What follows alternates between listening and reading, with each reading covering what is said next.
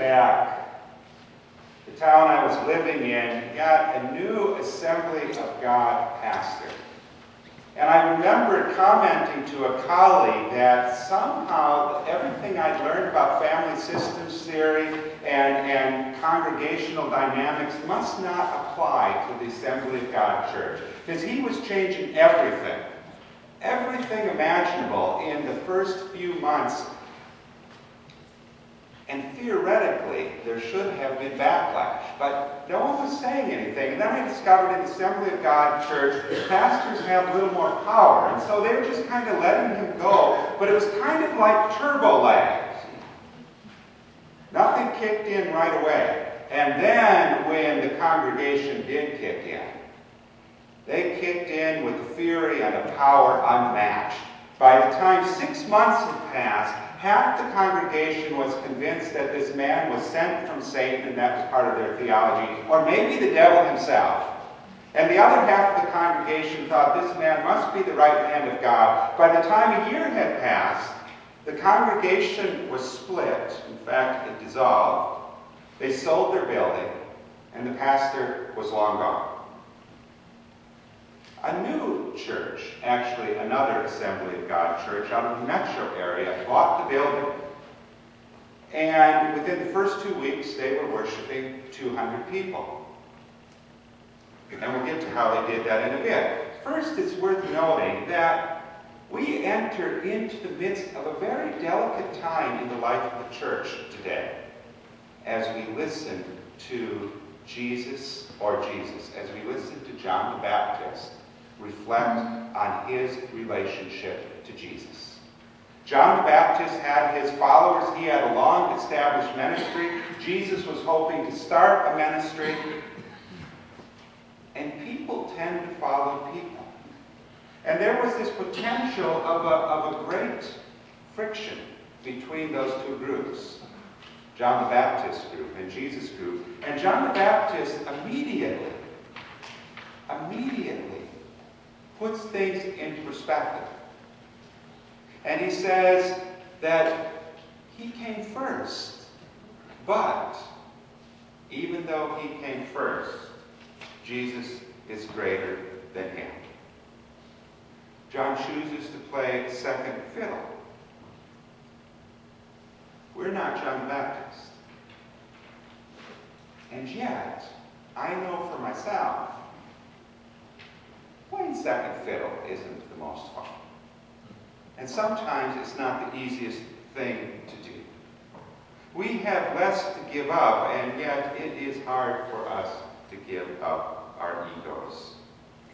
Romans 6:12-14 has some wonderful words that invite us to ask ourselves how we're doing at putting Jesus first.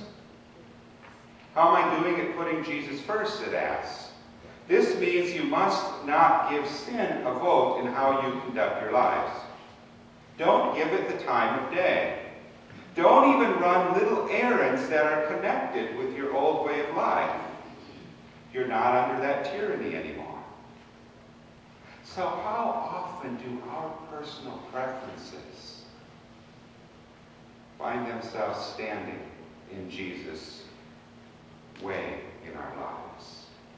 Blocking Jesus' way in our lives. How often does our ego, our need to be right, or to be noticed, or to have that last word, outshine Jesus' message of humility? How often does I think pop out of our mouths before, I wonder how Jesus would understand this? So this congregation out of the cities buys a building. It's an Assembly of God church. It buys an Assembly of God church building. It doesn't label it Assembly of God. It labels it the river. It realizes that denominations don't go over so well anymore. It buys this building, and the first week, it's worshiping over 200. Partially because first thing it did is it asked people within its congregations in the metro area, and there were a few of them, if they would like to go down and be part of a church start, and they first started, they got 150 people who would be willing to drive 45 miles down, lead Sunday school classes, go to worship, all that sort of thing. They put a big screen up in the sanctuary. They had a pastor, but not a preaching pastor. They had a teaching pastor. The preaching pastor would come via live video feed to the service each week. Then, they had the great Xbox giveaway. They told their kids and any kids that they had talked with in the community ahead of time and families that each week they'd be giving away an Xbox during that first month. And so friends tell friends, kids tell other kids, come to church. You might be the one, if you're sitting in the right spot or whatever, that receives the Xbox and takes it home and plays. Goodness knows what could be played on an Xbox. All kinds of things that might not seem too well tied to church. And suddenly, here's this church, and there's all these people who haven't gone to church as well there because they've been invited, and they might get an Xbox and all that. So you have 150 churchgoers, and you have people who've never been in church, and things get kind of wild inside of there, and free-flowing, let's say. My wife and I began having discussions, and those spilled over into our Wednesday after kids group. What do we do? How do we compete with this church that's giving away Xboxes? Do we even compete with that? What does that teach kids about God? And what does that say if we bribe kids to come to church with an Xbox? I really didn't like it then. I really don't like it now. But I can also tell you there's a little kernel of truth in the Xbox giveaway that we dare not miss. And that kernel of truth is if you don't get people into the seats to hear about the love of God, you don't have anything. You can talk and talk and talk, but if no one's there, you can have class after class after class, but if no one's there, you can have ministry project after ministry project, but if no one's involved in it, really nothing's happening. First century church was Beyond the Doors Church. And actually these people, 150 people willing to drive 45 miles to church on Sunday morning, to give up what they were getting out of church to say, okay, we're about giving.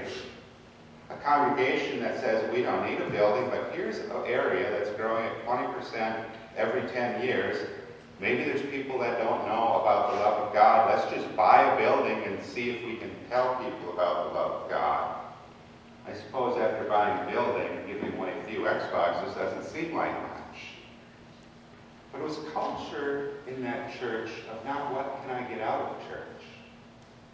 It was a culture of church is about sharing the story of Jesus with people who may not know it yet, and with people that I don't know yet.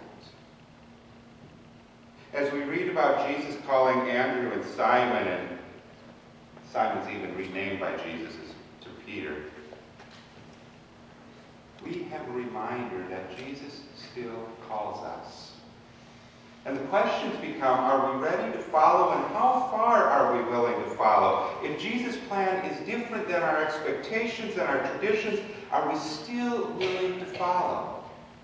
We know we've done a soccer ball giveaway. That's a little smaller giveaway, and had soccer VBS, and invited neighborhood kids, and they showed up.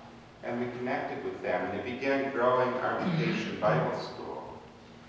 It's not about giving away something at the end. It's about giving away ourselves and our needs and our desires and our hearts to Jesus' call, to reach people who haven't heard the story yet, or who haven't felt the love yet. Maybe they've heard the story, maybe they just haven't felt the love and the care. It's about loving the neighbors that Jesus gives to us, to meet and connect with.